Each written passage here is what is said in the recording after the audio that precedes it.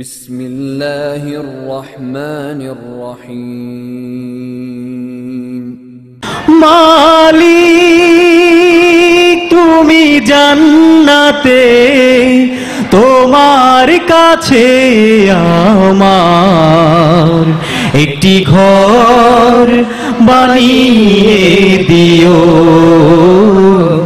একটি ঘর বানিয়ে দিও। সে বিভীষিকাময় মহা আল্লামা হযরত মাওলানা মুফতি শরীফুল ইসলাম আশরাফি সাহেব। আসসালামু আলাইকুম ওয়া রাহমাতুল্লাহি ওয়া বারাকাতুহু। ওয়া আলাইকুম আসসালাম ওয়া রাহমাতুল্লাহি ওয়া বারাকাতুহু। আলহামদুলিল্লাহ আলহামদুলিল্লাহিল্লাযী জা'আলা আশ-শামসা ওয়াল কমারা বিহুসবান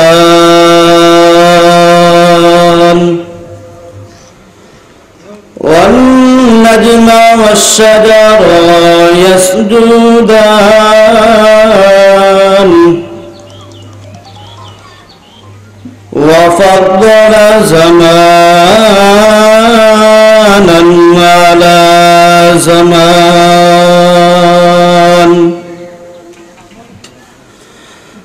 كما فضل مكانا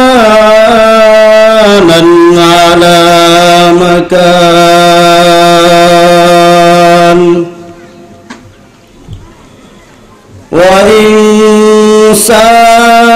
وإنسانا على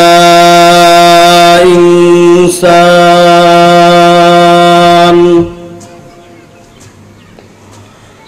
ونشهد أن لا إله إلا الله وحده لا شريك له لا ضد له ولا ند له ولا مثل له ونشهد أن سيدنا وسندنا وحبيبنا وحبيب ربنا وطبيبنا وطبيب قلوبنا ومولانا محمد الذي أرسله الله تعالى بالحق بشيرا ونذيرا وداعيا إلى الله بإذنه وسراجا منيرا. أما بعد فأعوذ بالله من الشيطان الرجيم. ومن يطع الله والرسول فأولئك مع الذين أنعم الله فأولئك مع الذين أنعم الله عليهم من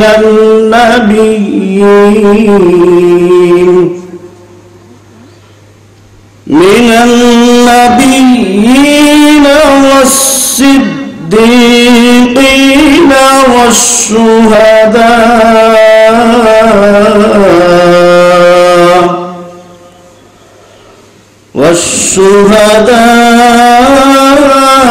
والشهداء وحسن أولئك رفيقا. وقال النبي صلى الله عليه وسلم من أحب سنتي فقد أحبني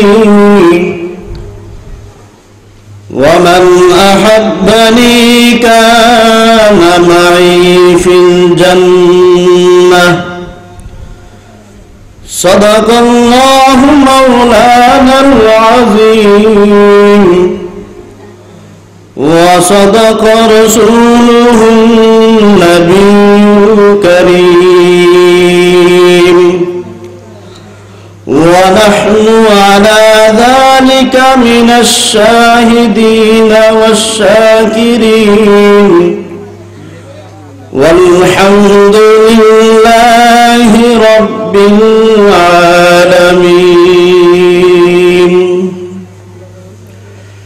سبحانك لا علم لنا إلا ما علمتنا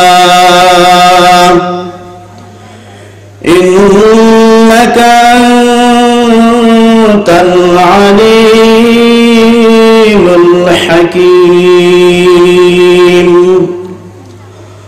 رب اشرح لي صدري ويسر لي أمري واحلل عقدة من لساني يفقه قولي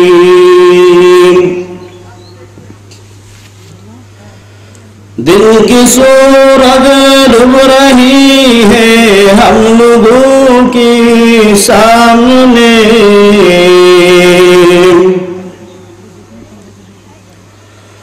दिल की सूरत डूब रही है हम लोगों के सामने रोज़ महशर क्या जवाब है मुस्तफ़ा के सामने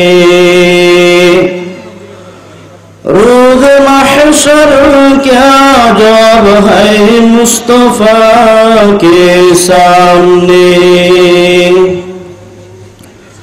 तौहीद की अमानत सीनों में है हमारा आसान नहीं मिटाना नामो निशा हमारा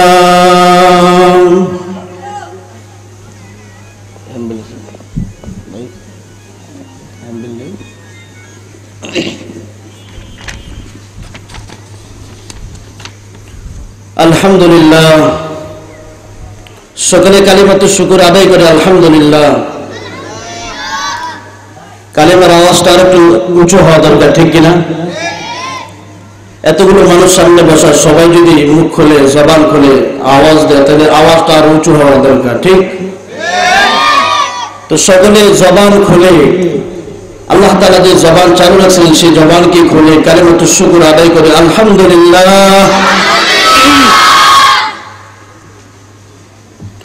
সম্মানিত হাজিরিন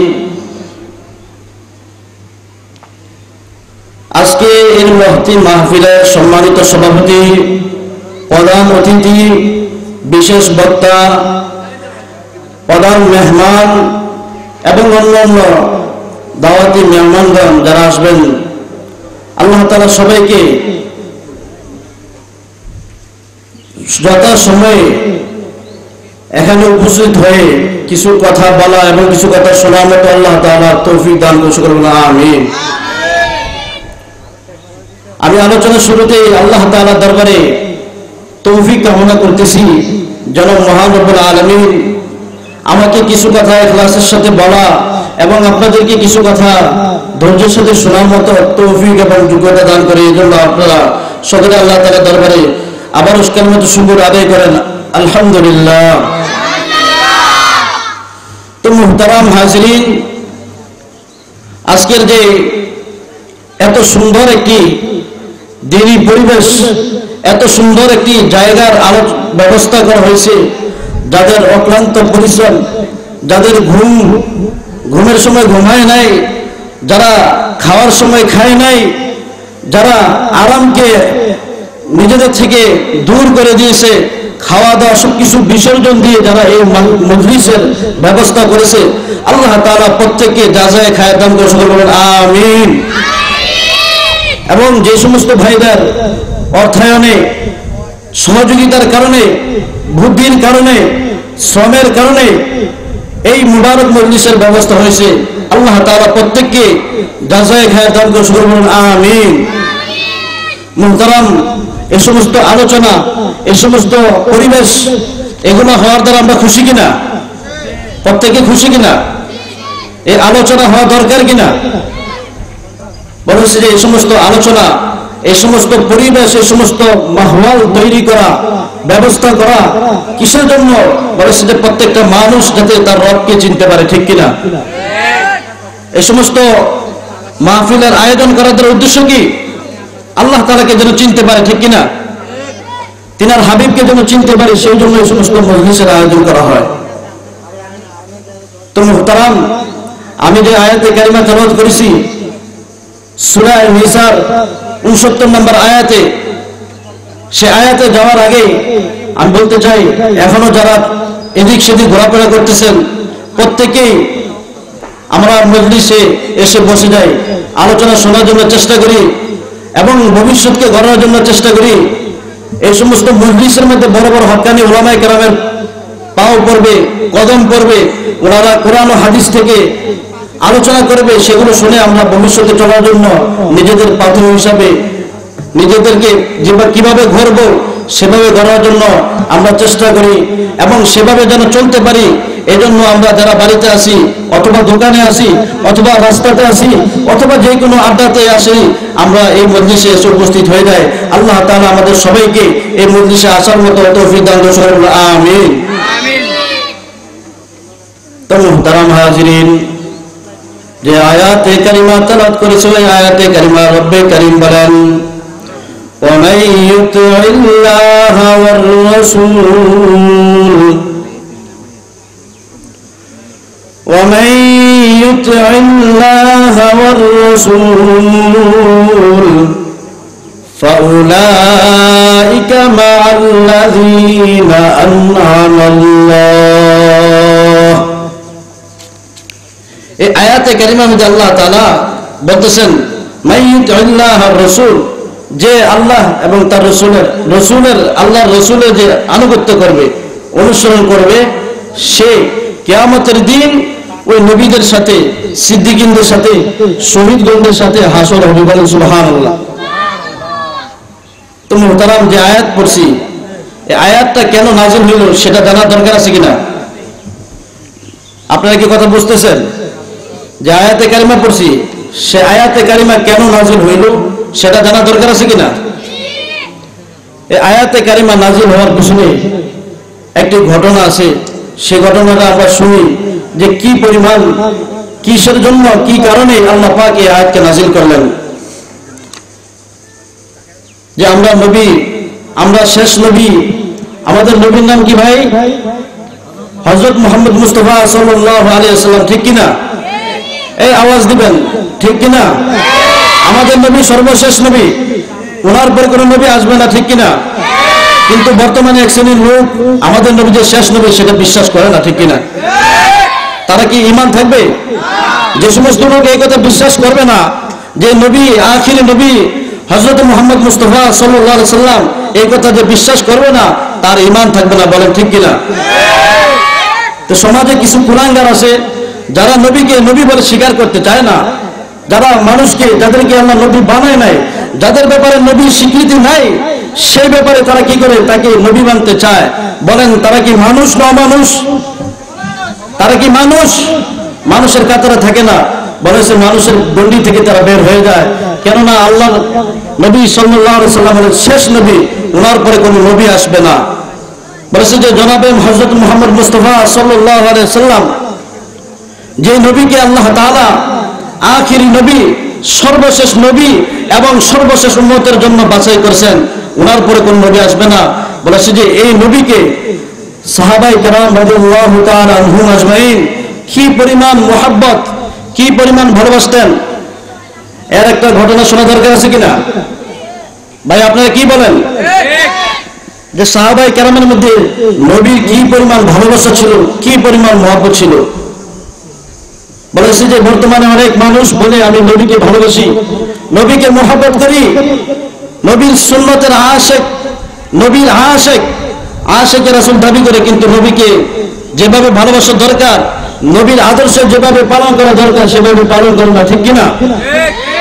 সমাজে এমন লোক আছে কিনা? বলেছে যে এভাবে স্লোগান দেওয়ার দ্বারা নবীর আশিক হওয়া যায় না। নবীর আশিক কিভাবে হওয়া যায়? নবী বলতেছেন মান আহাব্বা সুন্নতি, মান আহাব্বা সুন্নতি ফাকাদ আহাব্বানি ওয়া মান আহাব্বানি কানা মাই ফিল জান্নাহ। জনাবে হযরত মুহাম্মদ মুস্তাফা সাল্লাল্লাহু আলাইহি সাল্লাম সরকারে দো আলম নবী আরবি ঘোষণা করতেছেন মান আহাব্বা সুন্নতি, যে আমার সুন্নতকে ভালোবাসবে সেই নবী, আমার সেই ব্যক্তি আমি নবীকে ভালোবাসবে। ঠিক কিনা? বলতেছেন যে যে ব্যক্তি আমার সুন্নতকে, আমার আদর্শকে ভালোবাসবে সে ব্যক্তি প্রকৃতপক্ষে আমাকে ভালোবাসলো। ঠিক কিনা? আর যে ব্যক্তি আমি নবীকে ভালোবাসলো সে আমার সাথে জান্নাতে থাকবে। বলেন সুবহানাল্লাহ। তো নবীর ভালোবাসা সাহাবায়ে কেরামের মধ্যে কি পরিমাণ ছিল, কি পরিমাণ তারা নবীকে ভালোবাসতেন। খলিফাতুল মুসলিমিন হযরত উমর ফারুক রাদিয়াল্লাহু তাআলা আনহু, যিনি ইসলামের দ্বিতীয় খলিফা ছিলেন, হযরত উমর ফারুক রাদিয়াল্লাহু তাআলা আনহু রাসূলের দরবারে এসে বলতেছেন হে নবী, আমি তো আপনাকে ভালোবাসি, আমি আপনাকে মুহাব্বত করি। এই কথা বলার সাথে সাথে হযরত উমর ফারুক রাদিয়াল্লাহু তাআলা আনহুকে রাসূলুল্লাহ সাল্লাল্লাহু আলাইহি ওয়াসাল্লাম বললেন হে উমর, তুমি কি তোমার জানের চেয়ে আমাকে বেশি ভালোবাসো? এই আপনার কথা বুঝতেছেন? নবী প্রশ্ন করতেছেন উমর রাদিয়াল্লাহু তাআলা আনহুকে যে তুমি কি আমাকে তোমার জানের চেয়ে বেশি ভালোবাসো? তখন হযরত উমর ফারুক রাদিয়াল্লাহু তাআলা বললেন না। কেন? সাহাবায়ে কেরাম কোনো লৌকিকতা ছিল না তাদের মধ্যে, সাথে সাথে এই কথা বললেন যে না, জানিয়েছে না। তখন রাসূলুল্লাহ সাল্লাল্লাহু আলাইহি ওয়াসাল্লাম বললেন তুমি প্রকৃতপক্ষে মুমিন হতে পারো নাই। কেননা আমি নবীকে তোমার জানের চেয়েও, তোমার সন্তান, তোমার স্ত্রী, তোমার পরিবার পরিজন, আত্মীয় স্বজন যত আছে সমস্ত কিছু থেকে যদি আমি নবীকে বেশি ভালো না বাসতে পারো তাহলে তুমি প্রকৃতপক্ষে মুমিন হতে পারবে না। এই কথা বলার সাথে সাথে হযরত উমর রাদিয়াল্লাহু তাআলা চিন্তায় পড়ে গেলেন। কিছুক্ষণ চিন্তা করার পরে বললেন হে নবী, আমি আপনাকে আমার জানের চেয়েও বেশি ভালোবাসি। বলেন সুবহানাল্লাহ। সাথে সাথে আল্লাহ নবী সাল্লাল্লাহু আলাইহি ওয়াসাল্লাম ঘোষণা দিলেন যে উমর তুমি এখন প্রকৃতপক্ষে মুমিন হয়ে গেছো। তো আমরা প্রকৃতপক্ষে মুমিন হতে চাই কিনা? আমরা যদি মুমিন হতে চাই, নবীর আশিক হতে চাই, তাহলে নবীকে একেবারে নিজের জান, নিজের মাল, নিজের বাড়ি, নিজের সমস্ত কিছু থেকে বেশি ভালোবাসতে হবে। তো সাহাবায়ে কেরামের মধ্যে নবীর ভালোবাসা, নবীর মুহাব্বত কি পরিমাণ ছিল। হযরত আবু বকর রাদিয়াল্লাহু তাআলা আনহু, যিনি ইসলামের প্রথম খলিফা, হযরত আবু বকর রাদিয়াল্লাহু তাআলা আনহু রাসূলুল্লাহ সাল্লাল্লাহু আলাইহি ওয়াসাল্লামকে এই পরিমাণ ভালোবাসতেন যে রাসূলুল্লাহ সাল্লাল্লাহু আলাইহি ওয়াসাল্লামের জন্য তিনি নিজের ঘরের যা কিছু ছিল সমস্ত কিছু যুদ্ধের মাঠে দিয়ে দিয়েছেন। ঘরের মধ্যে কোনো কিছু রাখেন নাই, বাকি রাখেন নাই। বলেছেন রাসূলুল্লাহ সাল্লাল্লাহু আলাইহি ওয়াসাল্লাম বলেন আমি কারো মালের দ্বারা এই পরিমাণ উপকৃত হই নাই, এই পরিমাণ আমি উপকৃত হই নাই যেই পরিমাণ আবু বকরের মাল দ্বারা আমি উপকৃত হয়েছি। বলেন সুবহানাল্লাহ। তো একজন মানুষ তার সমস্ত কিছু দিয়ে দেওয়া তখনই তার পক্ষে সম্ভব হয় যখন সে ওই লোকটাকে অনেক ভালোবাসে। ঠিক কিনা? ভালোবাসার দাবি এটা যে নিজে যা পছন্দ করে, নিজে যা ভালোবাসে, নিজের কাছে যা পছন্দ হয়, নিজে যে জিনিসটা পছন্দ করে, যেই টুপিটা, যেই পাঞ্জাবিটা, যেই জিনিসটা পরতে, নিজের হাতে দিতে যে জিনিসটা পছন্দ করে সেই জিনিসটা তার মহব্বতের লোককে দিতে পছন্দ করে। ঠিক কিনা? তো তদ্রুপ হযরতে আবু বকর রাদিয়াল্লাহু তাআলা আনহু বলেছেন যে নিজের মাল, নিজের জান এবং নিজের ঘরে যা কিছু আছে সমস্ত কিছু রাসূলের জন্য দিয়ে দিয়েছেন। বলেন সুবহানাল্লাহ। পক্ষান্তরে কিতাবের মধ্যে ঘটনা লেখে যে সাহাবায়ে কেরামের মধ্যে খালি সাহাবায়ে কেরাম পুরুষেরা রাসূলকে বেশি মহব্বত করতেন এমন নয়, বলছেন মহিলারাও নবীকে মহব্বত করতেন। কি পরিমাণ মহব্বত করতেন কিতাবের মধ্যে ঘটনা লেখে, উহুদের যুদ্ধে সংবাদ ছড়িয়ে গেল চতুর্দিকে যে আকা নামদার তাজদার মদিনা জনাব মুহাম্মদ মুস্তাফা সাল্লাল্লাহু আলাইহি ওয়াসাল্লাম, সকলে বলেন সাল্লাল্লাহু আলাইহি ওয়াসাল্লাম, যে ঘোষণা হয়ে গেছে যে উহুদের ময়দানে নবী শহীদ হয়ে গেছে। এই সংবাদ মক্কাতে মদিনাতে ছড়িয়ে গেল, সব জায়গায় ছড়িয়ে যাওয়ার পরে তখন একজন মহিলা তার বাড়ি থেকে বের হয়ে গেল, দৌড়াচ্ছে, ময়দানের দিকে দৌড়িয়ে যাইতেছে, বদর প্রান্তের দিকে যাচ্ছে আর বলতেছে, উহুদ প্রান্তের দিকে দৌড়াইতেছে আর বলতেছে লোকদেরকে, ও সকল তোমরা বলো আখিরি নবী জনাবে মুহাম্মদ মুস্তাফা সাল্লাল্লাহু আলাইহি ওয়াসাল্লামের কি খবর, উনি কি জীবিত আছেন কিনা আমি তোমাদের কাছে জানতে চাই। এই সংবাদ জানার জন্য মহিলা পাগলের মতো শুনছে। বলেন সুবহানাল্লাহ। বলছে যে রাস্তা যার সাথে দেখা হইতেছে ওই মহিলাকে সংবাদ দিতেছে, ও নারী শোনো, তোমার স্বামী তো যুদ্ধে শহীদ হয়ে গেছে, তুমি থামো। বলতেছে যে না, আমি আমার স্বামীর কথা জিজ্ঞাসা করি নাই, তোমাদেরকে আমার স্বামীর কথা জানতে চাই নাই, আমি তো তোমাদের কাছে এই কথা বলি নাই যে আমার স্বামী কেমন আছে সেটা আমি তোমাদের কাছে জানতে চাই নাই, বরং জানতে চেয়েছি আখিরি নবী জনাবে মুহাম্মদ মুস্তাফা সরকারে কায়নাত হযরত মুহাম্মদ মুস্তাফা সাল্লাল্লাহু আলাইহি ওয়াসাল্লাম উনি জীবিত আছেন কিনা। তো এই কথা বলার সাথে সাথে লোকেরা বললো, সামনে ভাবতেছে আর বলতেছে যে ও মহিলা শুনো, তোমার সন্তান দুনিয়া থেকে বিদায় নিয়ে গেছে। এই সংবাদ মহিলাকে আবারও দেওয়া হলো। মহিলা বলতেছে, আমি আমার সন্তানের কথা জানতে চাই নাই, আমি আমার স্বামীর কথা তোমাদের কাছে জানতে চাই নাই, বরং জানতে চেয়েছি আকা নামদার জনাবে মুহাম্মদ মুস্তাফা সাল্লাল্লাহু আলাইহি ওয়াসাল্লাম দুনিয়াতে জীবিত আছে কিনা সেই খবর আমাকে দাও। এই কথা বলার সাথে সাথে মহিলা সামনের দিকে দৌড়াইতেছে, কি পরিমাণ জজবা, কি পরিমাণ মোহাব্বত নিয়ে সামনে বাড়তেছে আর বিশ্ব নবী আকা নামদার তাজুল মদিনা জনাব মুহাম্মদ মুস্তাফা সাল্লাল্লাহু আলাইহি ওয়াসাল্লামকে খুঁজতেছে। এটা হলো প্রকৃতপক্ষে আশিক, ঠিক কিনা বলেন? যদি আশিক হতে হয় ওই মহিলার মতো আশিক হতে হবে, যদি আশিক হতে হয় তাহলে ওমর ফারুক রাদিয়াল্লাহু তাআলার মতো আশিক হতে হবে, যদি আশিক হতে হয় আবু বকরের মতো আশিক হতে হবে, যদি আশিক হতে হয় আরেক সাহাবী আল্লাহ নবী সাল্লাল্লাহু আলাইহি সাল্লামের যে কিতাবের মধ্যে ঘটনা লাগে হযরতে সাওবান রাদিয়াল্লাহু তাআলা আনহু, হযরতে সাওবান রাদিয়াল্লাহু তাআলা আনহু আল্লাহর নবীর প্রিয় সাহাবী, বলেছে যে উনি একবার রাসূলুল্লাহ সাল্লাল্লাহু আলাইহি সাল্লামের দরবারে উপস্থিত হইলেন। উপস্থিত হওয়ার পরে রাসূলুল্লাহ সাল্লাল্লাহু আলাইহি সাল্লাম যখন তার চেহারার দিকে তাকাইলেন তখন দেখলেন যে তার চেহারাটা ফ্যাকাশে হয়ে গেছে, মলিন হয়ে গেছে, কেমন যেন আচ্ছন্ন অন্ধকারাচ্ছন্ন দেখা যাইতেছে, চেহারাটা কালো দেখা যাইতেছে। তখন হযরত মুহাম্মদ মুস্তাফা সাল্লাল্লাহু আলাইহি সাল্লাম উনাকে জিজ্ঞাসা করলেন, ও সাওবান, তোমার চেহারাটা কেন কালো হয়ে গেছে, তুমি কেন চিন্তা করতেছো, কিসের চিন্তা করতেছো, কি জন্য তুমি এত পেরেশানি? এই কথা বলার সাথে সাথে হযরত সাওবান রাদিয়াল্লাহু তাআলা বললেন, ও নবী, আপনি শুনছি আপনি নাকি দুনিয়া থেকে বিদায় নেবেন, তো আমরা তো দুনিয়াতে থাকাকালীন আপনার দরবারে আসতে পারি, আপনি উপস্থিত থাকার কারণে আমরা আপনার দরবারে এসে আপনার সাথে দেখা করতে পারি, আপনার সাথে কথা বলতে পারি, বিভিন্ন হালত জানতে পারি, বিভিন্ন অবস্থা বলতে পারি, নিজেদের দুঃখ সুখ বলতে পারি। কিন্তু যখন আপনি দুনিয়াতে থাকবেন না, তখন দুনিয়াতে যখন চলে যাবেন তখন আমরা কিভাবে আপনার সাথে সাক্ষাৎ হবে, আপনার সাথে কিভাবে আমরা মিলন হবে, সাক্ষাৎ হবে? এই কথা বলার সাথে সাথে হযরত রাসূলুল্লাহ সাল্লাল্লাহু আলাইহি ওয়াসাল্লাম কাছে যখন এই আরজি পেশ করলেন, আল্লাহ তাআলার সাথে সাথে আয়াতে কারিমা নাযিল করলেন, ওয়া মান ইউতি'ল্লাহা ওয়ার রাসূল ফাউলাইকা মা'আল্লাযীনা আন'আমা আল্লাহ। যে এই আয়াতে কারিমা নাযিল হওয়ার শানে নুজুল, যাকে বলা হয় শানে নুজুল, আল্লাহ তাআলার সাথে সাথে আয়াত নাযিল করে জানাই দিলেন, ও নবী আপনি জানিয়ে দেন, আপনি উম্মতকে জানিয়ে দেন, ওই সাহাবায়ে কেরামকে জানিয়ে দেন যে যারা আল্লাহ নবীকে ভালোবাসবে, যারা নবীর অনুসরণ করবে, নবীর আদর্শের যারা ইত্তেবা করবে, তাদের হাসর নাসর নবীদের সাথে হবে, সিদ্দিকীনদের সাথে হবে, শুহাদা যারা শহীদ হয়েছে তাদের সাথে হবে। বলেন সুবহানাল্লাহ। তো মুহতারাম হাজিরিন, আমরা নবীকে ভালোবাসতে চাই কিনা? প্রত্যেকে চাই কিনা? নবীর সাথে জান্নাতে যাইতে চাই কিনা? যদি নবীর সাথে জান্নাতে যাইতে চাই তাহলে নবীর আদর্শ পালন করতে হবে, নবীর সুন্নতের অনুসরণ করতে হবে। কিভাবে অনুসরণ করলে নবীর আশিক হতে পারবো, নবীর সাথে জান্নাতে যাইতে পারবো। নবী সাল্লাল্লাহু আলাইহি ওয়াসাল্লাম বলেন এক হাদিসের মধ্যে, কুল্লু উম্মতি ইয়াদখুলুনাল জান্নাহ ইল্লা মান আবা, কিলা ওয়া মান আবা ইয়া রাসূলুল্লাহ, ক্বালা মান আতাআনি দাখালাল জান্নাহ ওয়া মান আসানি ফাকাদ আবা।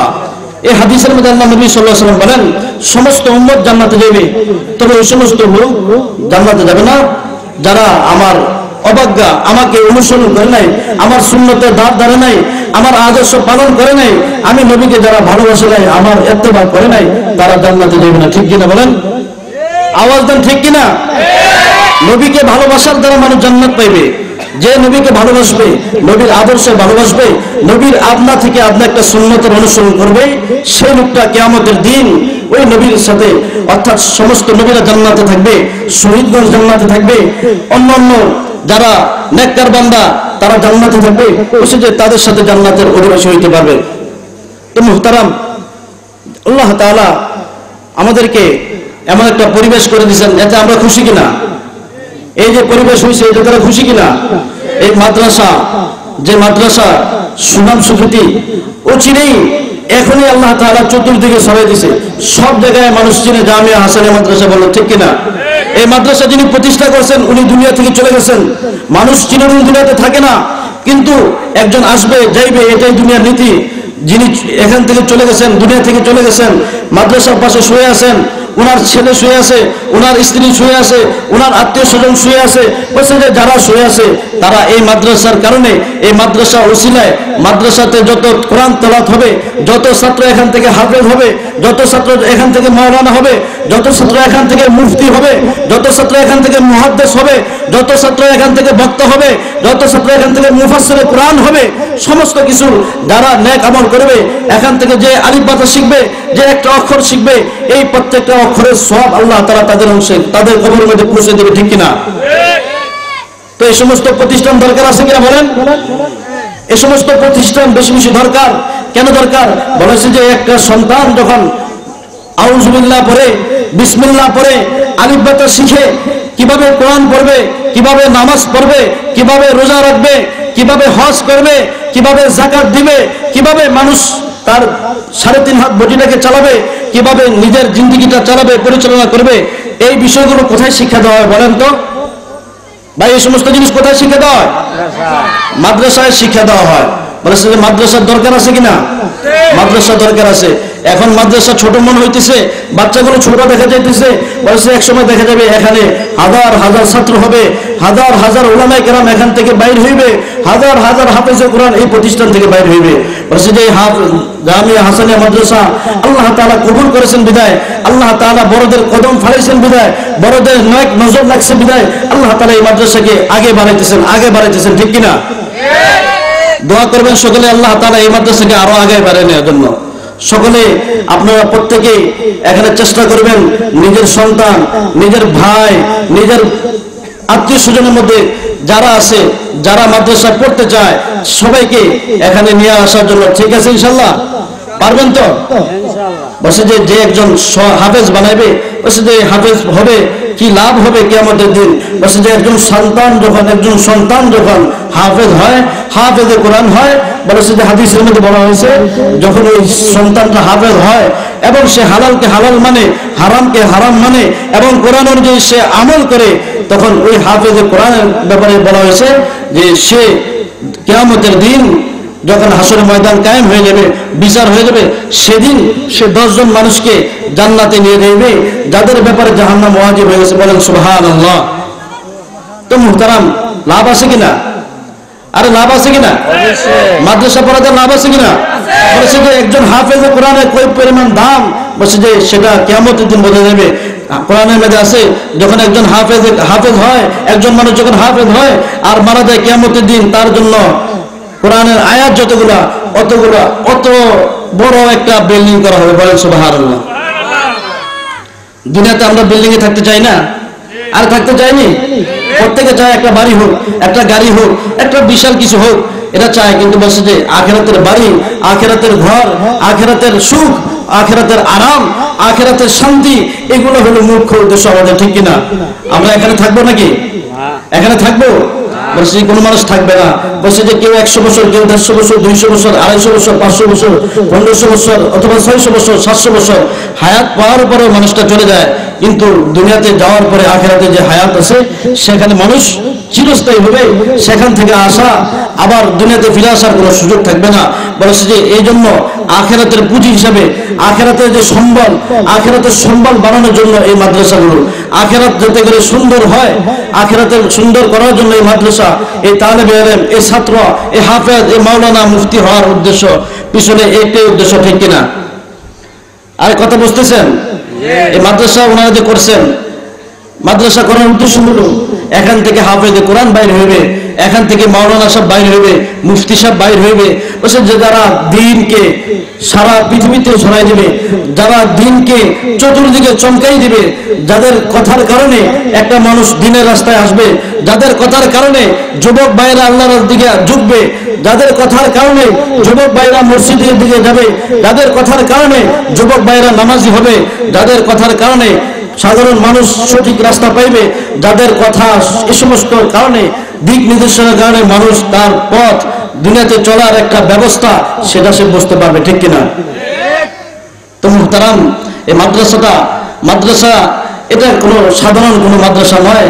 বলেছে যে মাদ্রাসার সম্পর্ক হলো দারুল উলুম দেওবন্দের সাথে। কিসের সাথে বলেন? দারুল উলুম দেওবন্দের সাথে। যে মাদ্রাসা প্রতিষ্ঠা করেছেন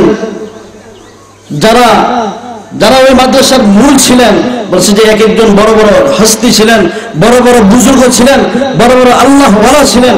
বলছে যে তাদের নেক মাকসাদ থাকার কারণে আল্লাহ তাআলা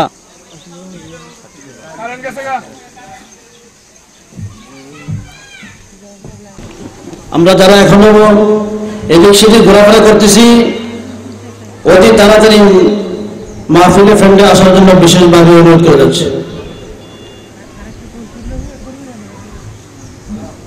তো মুহতারাম, বলতেছিলাম যে আল্লাহ পাক রব্বুল আলামিন মানুষকে অল্প হায়াত দিয়ে দুনিয়াতে পাঠাইছেন। মানুষ দুনিয়া থেকে বিদায় নিয়ে যাবে, দুনিয়াতে কেউ থাকবে না।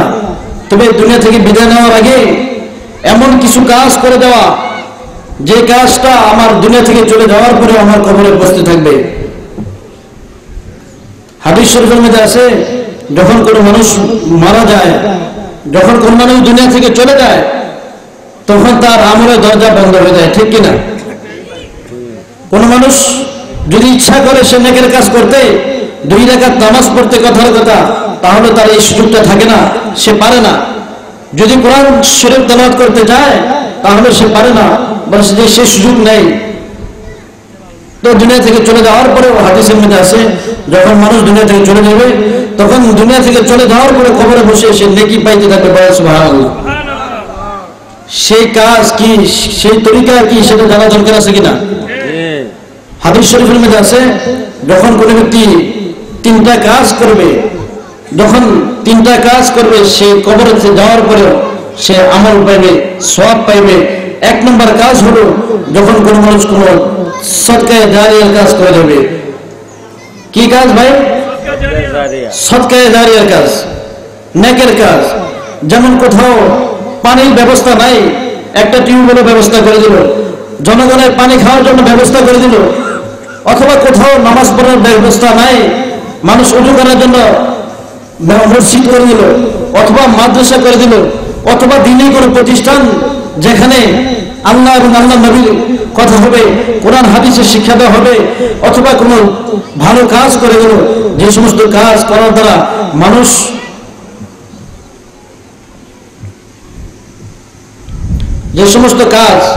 যখন মানুষ চালাবে, যখন এই সমস্ত কাজ করবে, তখন ওই মানুষটা দামি হইবে। ওই মানুষটা কবরে বসেও কি করবে? সওয়াব পাইতে থাকবে। সওয়াবের কাজের মধ্যে দান সদকা করা, বিভিন্ন প্রতিষ্ঠান করা, মাদ্রাসা মসজিদে দান করা, মাদ্রাসা মসজিদ করা, এবং বড় বড় যে সমস্ত সেবামূলক কাজ আছে সে সমস্ত সেবামূলক কাজ করার দ্বারা মানুষ দুনিয়াতে যাওয়ার পরেও নেক পাইতে থাকে, সওয়াব পাইতে থাকে। বলেন সুবহানাল্লাহ। তো মুহতারাম, আজকে যে এই সুন্দর মনোরম পরিবেশ যারা আয়োজন করেছে, যাদের অক্লান্ত পরিশ্রমের কারণে, যাদের মেহনত মুজাহাদার কারণে আল্লাহ তাআলা এই একটা সুন্দর পরিবেশ আল্লাহ তাআলা সৃষ্টি করেছেন। আল্লাহ তাআলা আমাদের জন্য এই মজলিসের ব্যবস্থা করেছেন। বলছি যে ওনারা যদি মেহনত না করতেন, ওনারা যদি মানুষের দ্বারা দ্বারা না যেতেন, ওনারা যদি মানুষের কাছে না বলতেন, ওনারা যদি নিজের গুণকে হারাম না করতেন, বলছি যে এই পরিবেশ সৃষ্টি হইত না, ঠিক কিনা? বলছে যে সমাজ কল্যাণ ভাইদেরকে আমি ধন্যবাদ জানাই। আল্লাহ তাআলা তাদেরকে জাযায়ে খায় দান করুন, যে যাদের উদ্যোগ হলো সমাজে যাতে করে কোনো ধরনের অন্যায় কাজ না হতে পারে, সমাজের মানুষ যাতে ভালো মানুষে পরিণত হতে পারে, ঠিক কিনা? এই যুবক ভাইদের উদ্দেশ্য এটা কিনা? বলেন, যুবক ভাইদের উদ্দেশ্য এটা কিনা? যে যুবক ভাইরা মেহনত করতেছে যাতে করে একটা মানুষ 5 ওয়াক্ত মসজিদে নামাজ পড়তে পারে, সমাজে যেন কোনো ধরনের বিশৃঙ্খলা না হইতে পারে, সমাজে যেন কোনো অন্যায় অপরাধ না ঘটে, সেই জন্য যুবক ভাইদের উদ্যোগ। এই উদ্যোগে ওনারা এই সমস্ত মাহফিলের আয়োজন করছেন, ঠিক কিনা? আল্লাহ তাআলা ওনাদের এই উদ্যোগকে আগে বাড়াক, আমরা দোয়া করে চলুন, আমিন। আরো আল্লাহ তাআলার সামনে এইভাবে মজলিস করার জন্য, বেশি বেশি করার জন্য তৌফিক দান করে চলুন, আমিন। তো মুহতারাম, আসল কথা হলো মানুষের সময় আল্লাহ তাআলা দিয়ে দুনিয়াতে পাঠাইছেন মানুষকে, ঠিক কিনা? কিছু সময় বলেছে যে আমি কত বছর বাঁচবো, কতদিন বাঁচবো, কত সময় বাঁচবো, কত সেকেন্ড বাঁচবো, কখন মরবো, কখন দুনিয়া থেকে চলে যাবো, সেটা আমার জানা নাই, ঠিক কিনা? হায়াতের কথা কি আমার জানা আছে? আপনাদের কারো জানা আছে? জানা নাই। বলেছে যে যেহেতু হায়াতের কথা আমি জানি না, যে হায়াত নিয়ে আমি দুনিয়াতে আসছি সেটা আমি জানি না, এই জন্য আমাকে দুনিয়াতে থাকা অবস্থায় ওই হায়াতের কদর করতে হবে, সময়ের কদর করতে হবে, ঠিক কিনা? বলেছে যে মানুষ যখন সময়ের কদর করে, মানুষ যখন সময়কে মূল্যায়ন করে, মানুষ যখন সময়কে কাজে লাগায়, তখন ওই মানুষটা দামি হয়ে যাবে। বলেন সুবহানাল্লাহ। হাদিস শরীফের মধ্যে আল্লাহ নবী সাল্লাল্লাহু আলাইহি ওয়াসাল্লাম ঘোষণা করেন, নি'মাতানি মাগবুনুন ফীহিমা কাসীরুম মিনান নাস, নি'মাতানি মাগবুনুন ফীহিমা কাসীরুম মিনান নাস, আস-সিহহাতু ওয়াল ফারাগ। হাদিস শরীফের মধ্যে আল্লাহ নবী সাল্লাল্লাহু আলাইহি ওয়াসাল্লাম ঘোষণা করেন, দুনিয়ার সমস্ত মানুষ দুইটা নিয়ামতের মধ্যে ডুবে আছে। 1 নম্বর নিয়ামত হলো সুস্থতা। 1 নম্বর নিয়ামত কি? সুস্থতা। আমি যে সুস্থ আছি, আমার শরীরটা যে সুস্থ, আমি যে কথা বলতে পারি, আমার যে আল্লাহ তাআলা 2টা হাত দিয়েছেন, আমার যে আল্লাহ তাআলা ব্রেনটা ঠিক রাখছেন, আমার যে আল্লাহ তাআলা 2টা পা দিয়েছেন, আমার যে 2টা হাত দিয়েছেন, আমার যে 2টা চোখ দিয়েছেন, আমার যে একটা কান দিয়েছেন, সমস্ত কিছুকে, সমস্ত অঙ্গ প্রত্যঙ্গকে আল্লাহ তাআলা ঠিক রাখছেন, সুস্থ রাখছেন। এই জন্য এই নিয়ামতের কদর করতে হবে, এই নিয়ামতের বেশি বেশি শুকরিয়া আদায় করতে হবে, ঠিক কিনা? এই নিয়ামতকে আল্লাহ নবী সাল্লাল্লাহু আলাইহি ওয়াসাল্লাম বলেন, এটা কত বড় নিয়ামত, সুস্থতা। যখন একজন মানুষ অসুস্থ হয়ে যায়, যখন একজন মানুষ হাসপাতালে বেডে শুয়ে যায়, যখন একজন মানুষ হাঁটতে পারে না অসুস্থতার কারণে, যখন একজন মানুষ খাইতে পারে না অসুস্থতার কারণে, যখন একজন মানুষ বসতে পারে না অসুস্থতার কারণে, যখন একজন মানুষ শুইতে চাইলে শুইতে পারে না অসুস্থতার কারণে, তখন ওই মানুষটা বোঝে যে সুস্থতা কত বড় নিয়ামত, ঠিক কিনা? এই জন্য আল্লাহ নবী সাল্লাল্লাহু আলাইহি ওয়াসাল্লাম বলেন, অধিকাংশ মানুষ এই নিয়ামতের মধ্যে গাফেল, উদাসী হয়ে গেছে। বসে যে সুস্থ থাকার পর সে সুস্থতার কদর করে না, যেভাবে কদর করা দরকার ছিল, যেভাবে সুস্থতাকে মূল্যায়ন করা দরকার ছিল, সেভাবে সে করতে পারে না। বলেছে যখন মানুষ অসুস্থ হয়ে যায় তখন বুঝে, যখন মানুষ অসুস্থ হয়ে যায় তখন ভালো জিনিসটা তার কাছে ভালো লাগে না, ঠিক কিনা? ভালো জিনিসটা তার কাছে ভালো লাগে না, পানিটা তিতা লাগে, পানিটা সে খাইতে পারে না, মিষ্টি জিনিস তার কাছে ভালো লাগে না, ভালো কথা তার কাছে ভালো লাগে না। বলেছে যে এর কারণ হলো সে অসুস্থ হয়ে গেছে, ঠিক কিনা? কথা ঠিক কিনা? তো আমরা মনে করি যে মানুষ খালি অসুস্থ হয়, জ্বর হয়, ঠান্ডা হয়, কাশি হয়, এগুলো না। অসুস্থতা মানুষের আরেকটা আছে, সেটা হলো মানুষের আত্মার অসুস্থতা, ঠিক কিনা? মানুষের আত্মার মধ্যে রোগ হয়, মানুষের আত্মাটা যখন অসুস্থ হয়ে যায়, হাদিসের মধ্যে আছে মানুষের শরীরে এমন একটা টুকরা আছে, যে টুকরাটা অসুস্থ হয়ে যায়, যদি তার মধ্যে যদি অসুস্থতা জুড়ে যায়, তখন ওই মানুষটা সমস্ত কিছু খারাপ হয়ে যায়, মানুষের আচরণ খারাপ হয়ে যায়, উঠা বসা খারাপ হয়ে যায়, লেনদেন খারাপ হয়ে যায়, চলাফেরা খারাপ হয়ে যায়, দেখা খারাপ হয়ে যায়, কথা বলা খারাপ হয়ে যায়, মানুষ তার দ্বারা কষ্ট পায়, মানুষ তার ওঠার দ্বারা, চলার দ্বারা, কথা বলার দ্বারা কষ্ট পায়, ঠিক কিনা? তো মুহতারাম, মানুষ অসুস্থ দুইভাবে হতে পারে, একটা শারীরিক আর একটা আধ্যাত্মিক। বলছে যে আত্মার রোগ, আত্মার মধ্যে একটা রোগ আছে, আত্মার মধ্যে 10টা রোগ আছে, তার মধ্যে একটা রোগ আছে, সেটা হলো যে অহংকার করা। কি করা হয়? কি করা? অহংকার করে। মানুষ অহংকার করে কিনা? আপনার কথা বুঝতেছেন? মানুষ অহংকার করে কিনা? মানুষ নিজেকে নিয়ে অহংকার করে। আল্লাহ তাআলা বলেন অহংকার করার কোনো সুযোগ নাই। বান্দা, তুমি কি নিয়ে অহংকার করবে? তোমাকে তো আমি একটা নাপাক পানি থেকে, সামান্য নাপাক পানি থেকে সৃষ্টি করছি, ঠিক কিনা? আল্লাহ তাআলা সামান্য জিনিস থেকে, সামান্য নাপাক থেকে সৃষ্টি করেছেন। এই নাপাক জিনিসের মধ্যে অহংকার করার কোনো সুযোগ নাই। তো নাপাক জিনিস, সামান্য নাপাক থেকে যে জিনিসটা সৃষ্টি হয়েছে, এত বড় একটা শরীর হয়েছে, বলছে যে বান্দা তুমি মনে করে না যে তুমি অহংকার করতে পারবা। বলছে যে তোমার এই শরীরটা, যে অস্তিত্বটা, বডিটা দেখতেছো, এর মধ্যে অহংকার করার কোনো সুযোগ নেই। এই হাতকে আমি বানাইছি, এই পাওকে আমি বানাইছি, বলছে যে এই চোখকে আমি বানাইছি, এই সমস্ত কিছু তোমার দেহ যা দেখতেছো, সমস্ত কিছুকে আমি আল্লাহ বানাইছি, ঠিক কিনা? সুতরাং বান্দা, তুমি কি নিয়ে অহংকার করো? তুমি কি নিয়ে অহংকার করো? তোমার তো অহংকার করার কোনো সুযোগ নেই। তো মুহতারাম, অনেক মানুষ অনেক ভাবে নিজেকে অহংকার করতে চায়, অনেক মানুষ হিংসা করতে চায়, অনেক মানুষ নিজেকে বড় মনে করতে চায়, অনেক মানুষ অনেক ভাবে নিজেকে কি করতে মনে চায় যে আমি কিছু হয়ে গেছি, এভাবে অহংকার করে। বলছে এগুলো করা ঠিক কিনা? ঠিক না। এগুলা আল্লাহ তাআলা আমাদেরকে এগুলো বোঝা, এগুলো থেকে আল্লাহ তাআলা আমাদেরকে পরহেজ করার মতো তৌফিক দান করুন, আমিন। তো মুহতারাম, যে কথা বলতেছিলাম যে দুইটা নিয়ামত আল্লাহ তাআলা দিয়েছেন, একটা হলো সুস্থতা, আসিহাতু, 2 নম্বর হলো আল ফারাগ, মানে অবসর সময়। কি সময় ভাই? অবসর সময়। অবসর সময়টা কত দামি। বলেছে যে মানুষ ওই সময় বোঝে যখন সে কোনো কাজের মধ্যে জড়িয়ে যায়, যখন সে একটা কাজের সাথে জড়িয়ে যায়, তখন সে অবসর সময়টা কি মূল্য তার কাছে সেটা বুঝে আসে। বলেছে যে অবসর সময়কে যে কাজে লাগাইবে সে দামি হয়ে যাবে।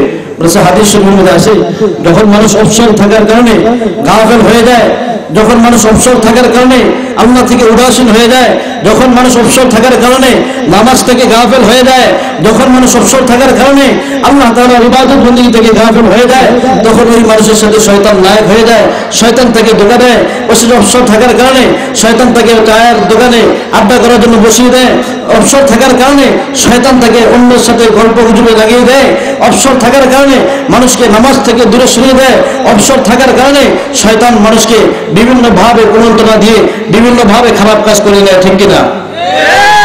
বসে অবসর সময়টাকে আল্লাহ তাআলা এই জন্য দিয়েছেন, বসে যে সময়েরও একটা হিসাব হবে, ঠিক কিনা? আমার সমস্ত কিছু চলাফেরা, উঠা বসা, খাওয়া, এই সমস্ত কিছুর আমার হিসাব দিতে হবে।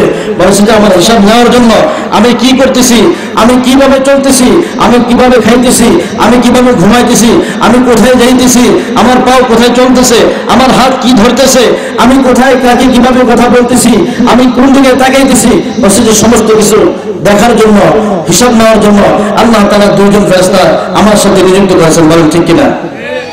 তারা 24 ঘন্টা আমার হিসাব নিতেছে। বলেছে হিসাব রেকর্ড হইতেছে, বলছে যে আমি কি করতেছি সেগুলো রেকর্ড হইতেছে, সেগুলো খাতার মধ্যে লেখা হইতেছে। বলছে হাসরের ময়দানে এগুলো হিসাব দিতে হবে আমাকে, যে আমি কিভাবে দুনিয়াকে সময় কাটাইছি, কিভাবে চলছি, কিভাবে নিজের জিন্দগি চালাইছি, কিভাবে নিজেকে চালাইছি, নিজেকে কি স্বাধীনভাবে চালাইছি, না আল্লাহর হুকুম অনুযায়ী চালাইছি, না নবীর তরিকা অনুযায়ী চালাইছি, সেটারও হিসাব আমাকে দিতে হবে, ঠিক কিনা? মুহতারাম হাজরিন, আল্লাহ পাক রব্বুল আলামিন আমাকে আপনাকে এই দুনিয়াতে পাঠিয়েছেন, হায়াত দিয়েছেন। হায়াতটা কত বড় দামি। বলছে যে হায়াত যখন ঘুরিয়ে যাবে, যখন দুনিয়া থেকে চলে যাব, তখন আমার হায়াতের কথা বলছে যে বসবো কবরে যাওয়ার পরে, যে আল্লাহ দুনিয়াতে কিছু করতে পারিনি, মানুষ আফসোস করবে, আল্লাহ আমাকে দুনিয়াতে আবার পাঠাও, বলবে যে রব্বানা আমাদেরকে আবার দুনিয়াতে পাঠান, আমরা এমন কাজ করব, এমন ভাবে আপনাকে ডাকবো, এমন ভাবে রাসূলের সুন্নতের অনুসরণ করব, এমন ভাবে মুহাম্মদের তরিকার অনুসরণ করব, এমন ভাবে আপনার হুকুমের পাবন্দি করব, যে কোনোদিন নামাজ ছাড়বো না, কোনোদিন রোজা ছাড়বো না, কোনোদিন হজ করলে হজ ফরজ হলে হজ ছাড়বো না, যাকাত ফরজ হলে যাকাত দেওয়া ছাড়বো না। বলছে যে কত আফসোস করবে, বলতে প্রকৃতপক্ষে ওই আফসোস কোনো কাজে আসবে না, কিয়ামতের দিন এই সমস্ত আফসোস কোনো কাজে আসবে না, ঠিক কিনা?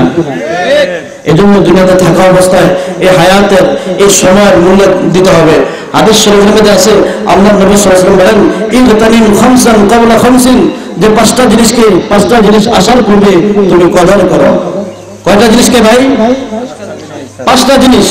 আমরা হাতে আঙ্গুল কাটা এক হাতে আঙ্গুল কাটা পাঁচটা বলেছে যে পাঁচটা জিনিসের কথা আল্লাহ নবী সাল্লাল্লাহু আলাইহি ওয়াসাল্লাম ঘোষণা করেছেন যে ইগতানিম খামসান ক্বাবলা খামসিন, যে তোমরা পাঁচটা জিনিস আসার পূর্বে কদর করো। নাম্বার 1, শাবাবাকা ক্বাবলা হারমিক, তোমাকে যে আল্লাহ তাআলা যৌবন দিয়েছে, আল্লাহ তাআলা তোমাকে যে যৌবন নামক একটা শক্তি দিয়েছে, যুবক বয়সের যে একটা শক্তি তোমার গায়ে দিয়েছে, বলেছে যে এই যুবক বয়সের যে শক্তিটা সেটাকে তুমি গনিমত মনে করো। কি আসার পূর্বে? বলেছে যে বার্ধক্য আসার পূর্বে। কি মানুষ বুড়া হয়ে যায় না, মানুষ শরীর দুর্বল হয়ে যায়, মানুষ বৃদ্ধ হয়ে যায়। যখন মানুষের বয়স বাড়তে থাকে তখন শরীরের থেকে আস্তে আস্তে তার শক্তিটা কমতে থাকে, ঠিক কিনা? যখন একজন মানুষ 15 বছর যুবক থাকে, টকবকে যুবক থাকে, 25 বছরের যুবক থাকে, 27 বছরের যুবক যখন থাকে, তখন তার শরীরের মধ্যে একটা শক্তি থাকে আলাদা, ঠিক কিনা? তখন সে যা ইচ্ছা তাই করতে পারে। সে যদি ইচ্ছা করে আল্লাহর হুকুম পুরোপুরি মানতে পারবে, সে যদি ইচ্ছা করে সে নামাজকে দাঁড়িয়ে পড়তে পারবে, ঠিক কিনা? সে যদি ইচ্ছা করে 5 ওয়াক্ত নামাজ মসজিদে গিয়ে পড়তে পারবে, সে যদি ইচ্ছা করে তাহাজ্জুদের নামাজ পড়তে পারবে, সে যদি ইচ্ছা করে ভালো কাজ করতে পারবে, সে যদি ইচ্ছা করে দুনিয়ার যত নেক কাজ আছে ইচ্ছা করা দ্বারা আল্লাহ তাআলা ওই কাজ তার জন্য করা সহজ করে দিবেন যুবক হওয়ার কারণে, ঠিক কিনা? আর যখন একজন মানুষের গায়ে শক্তি থাকবে না, যখন মানুষটা চলতে পারে না, নিজে মসজিদের দিকে আসতে পারে না, ঠিক মতো ওজন করতে পারবে না, বসতে পারবে না, ভালো মতো রুকু করতে পারবে না, সিজদা করতে পারবে না, মসজিদে যাইতে চাইলেও যাইতে পারবে না, ভালো করে চোখে দেখবে না, বলছে যে ওই সময় তার ইবাদত করার শক্তি ইচ্ছা থাকলেও সে সেভাবে করতে পারবে না, ঠিক কিনা? এই জন্য আল্লাহ নবী সাল্লাল্লাহু আলাইহি ওয়াসাল্লাম বলেন যুবক অবস্থায় যৌবন বয়সে যে ব্যক্তি আল্লাহ নবী বলেন যদি আল্লাহর হুকুমকে পুরোপুরি মানে, আল্লাহ নবী তৈরি করে চলে, কিয়ামতের দিন আল্লাহ পাক রব্বুল আলামিন তাকে আরশের ছায়ার নিচে ছায়া দিবেন, সুবহানাল্লাহ। এই জন্য যুবক ভাইদেরকে বলবো, যাদেরকে আল্লাহ তাআলা যৌবনের মধ্যে রাখছেন, যাদেরকে আল্লাহ তাআলা শক্তি এখনো দিয়েছেন, শরীরের মধ্যে পূর্ণ শক্তি আছে, তো শক্তিটাকে কাজে লাগাই আল্লাহ তাআলা আমার এই সময়টাকে আল্লাহ তাআলা হিসাব আখিরাতে যখন হিসাব চাইবেন তখন বলতে পারবো যে আল্লাহ 5 ওয়াক্ত নামাজ মসজিদে গিয়ে পড়ছি, ঠিক কিনা? 5 ওয়াক্ত নামাজ তোমার মসজিদে তোমার ঘরে গিয়ে পড়ার চেষ্টা করছি, রাত্রে উঠে তাহাজ্জুদ পড়ার চেষ্টা করছি, বলেছে যে যত নেকের কাজ ছিল দুনিয়াতে সমস্ত কিছু করার জন্য চেষ্টা করছি। কিন্তু বড় আফসোস হবে যখন আমি নেকের কাজ করবো না, মসজিদে যাইবো না, নামাজ ঠিক মতো পড়বো না, তখন এটা আমার জন্য আফসোস হবে। আল্লাহ নবী বলেন হাসরের ময়দানে 7 শ্রেণীর লোক যাদেরকে আল্লাহ তাআলা আরশের ময়দানে আরশের নিচে ছায়া দেবে, বলছে যে যেদিন কোনো ছায়া থাকবে না, যেদিন কোনো কি থাকবে না বলেন, কোনো ছায়া থাকবে না। এই যে সামিয়ানা দ্বারা ছায়ার ব্যবস্থা করা হয়েছে, রোদ থেকে বাঁচার জন্য সামিয়ানা টাঙানো হয়েছে যাতে করে আমাদের গায়ে রোদ না লাগে, ঠিক কিনা? কিয়ামতের ময়দান যেদিন জমিনটা তামা হয়ে যাবে, যেদিন আরশের উপরে কোনো ছায়া থাকবে না, এই আসমান জিনিসটা থাকবে না, বলছে যে ছায়া দেওয়ার জন্য কোনো জিনিস থাকবে না, বলছে যে আল্লাহ তাআলা ওই দিন আরশের নিচে ছায়া দেবেন, বলেন সুবহানাল্লাহ। বলছে যে কাদের জন্য বলেছে যুবক ভাই যারা ইয়াং বয়সে, যারা এই বয়সে যৌবন বয়সে যারা আল্লাহ তাআলার ইবাদত করবে, আল্লাহ তাআলা কিয়ামতের দিন তাদেরকে হাসরের ময়দানে ওই আরশের নিচে ছায়া দেবেন, বলেন সুবহানাল্লাহ। তো আমরা সবাই চাই কিনা? সমস্ত মানুষ পেরেশান থাকবে, বসে সমস্ত মানুষ বলবে ইয়া নফসি করবে, বসে যে মা পেরেশান, বাপ পেরেশান, ভাই পেরেশান, সমস্ত কিছু পেরেশান, স্ত্রী স্বামী থেকে ভাগবে, স্বামী বউ থেকে ভাগবে, বলেছে যে সন্তান মায়ের কাছে যাইবে, বাপের কাছে যাইবে, ভাই ভাইয়ের কাছে যাইবে, বসে ভাই বলবে ভাই আমি তোমাকে চিনি না, বসে দুনিয়াতে ভাই ভাইকে চিনে, মা সন্তানকে চিনে, ছেলে বাপকে চিনে, বাপ ছেলেকে চিনে, আত্মীয় আত্মীয়কে চিনে, কিন্তু হাসরের ময়দানে এমন একটা পরিস্থিতি হবে যেদিন কেউ কাউকে চিনবে না, ঠিক কিনা বলেন? ওই দিন একটা নেকির কারণে মানুষটা জাহান্নামে চলে যাবে, বলছে একটা নেকির কারণে মানুষটা জান্নাতে চলে যাবে, বলেন সুবহানাল্লাহ। তো আমাদের এই নেকির দরকার আছে কিনা? এই সমস্ত মজলিস হলো নেকির মজলিস, এই সমস্ত প্যান্ডেল এগুলো হলো মোবারক প্যান্ডেল। যে সমস্ত প্যান্ডেলের ব্যাপারে, যে সমস্ত মজলিসের ব্যাপারে হাদিসের মধ্যে আছে, যখন কোনো দিনই মজলিস হয়, দিনে আলোচনা হয়, কোরআনে আলোচনা হয়, ওই সমস্ত মজলিসকে আল্লাহর ফেরেশতারা বেষ্টন করে বলেন সুবহানাল্লাহ। এটা দামি মজলিস কিনা? যারা আসতে পারছে আমরা খুশি কিনা? যারা এই মজলিসে আসছে আমরা খুশি কিনা? খুশি হওয়া দরকার।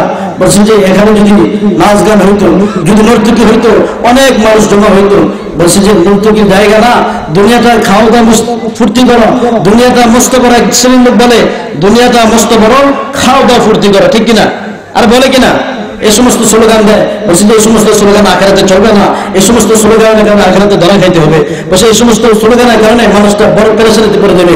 বলছে যে দুনিয়াতে হলো আমল করা জায়গা, দুনিয়াটা হলো নিজের সুন্দর আখেরাত সুন্দর করা জায়গা। যে ব্যক্তি দুনিয়াতে থেকে আখেরাত সুন্দর করবে, যে ব্যক্তি দুনিয়াতে থেকে নিজের জিন্দগি সুন্দর করবে, আমলকে সুন্দর করবে, হাসরের ময়দানে সে তত পেরেশান মুক্ত থাকবে, সে তত নিরাপদ থাকবে, সে তত আল্লাহ তাআলার নৈকট্যে চলে যাবে, সে তত জান্নাতের অধিবাসী, সে জান্নাতের মেহমান হয়ে যাবে। সুবহানাল্লাহ। তো আমরা সবাই মেহমান হতে চাই কিনা? মেহমান হওয়ার জন্য বলছে যে দুনিয়াতে নিয়ম আছে, কেউ যদি কারো বাড়ি মেহমান হতে চায় তাহলে তার সাথে একটা সম্পর্ক করতে হয়, ঠিক কিনা? আর ঠিক আত্মীয়ের একটা বন্ধন করতে হয় কিনা? কেউ যদি কারো বাড়িতে যাইতে চায়, গিয়ে বললে হয় ভাই আমি আপনার বাড়ি মেহমান, চলবে? চলবে না। দুনিয়াতে একটা নিজাম আছে যে কারোর সাথে সম্পর্ক যখন হয়, কারোর সাথে যখন তার আত্মীয়তার বন্ধন হয়, তখন তার বাড়িতে গেলে তাকে মেহমান হিসেবে কদর করে, ঠিক কিনা? ঠিক কিনা?